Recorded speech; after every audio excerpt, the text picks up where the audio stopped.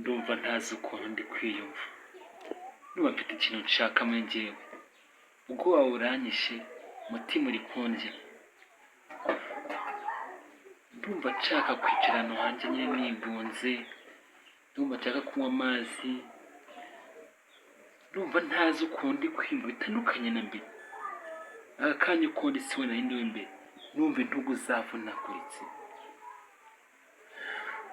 ndi kwikanga bya hato na hato, sinzi ukuntu bikubwira ngo byumve. Ikiriho kano kanya, numva nyine umuntu mfata akamyambira cyane, basi nakumva meze nk'utuje, numva ndeni sinzi ukuntu ndi kwiyumva.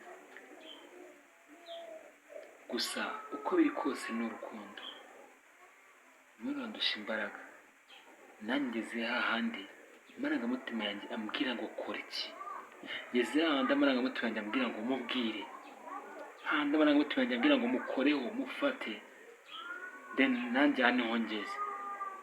Ukuntu meze kano kanya ndumva nanjye ntazi. Ese waba warigeze ugera mu rukundo n'umunsi n'umwe ngo wumve imbaraga urukundo rugira? Urukundo ni kimwe mu kintu cyangwa se rumwe mu bintu rugira power ihambaye ku rwego rwo hejuru, hahandi umuntu ashobora gufata umugozi akiyahura kubera ko ikintu ashaka atari kukibona. Buriya urukundo iyo urubuze warushakaga cyangwa urwa rwe rukurimo ukarushaka kukwereka ko urusha imbaraga,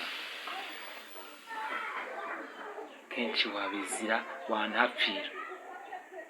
Kora subscribe kuri YouTube channel yacu, TikTok ndetse n'izindi mbuga.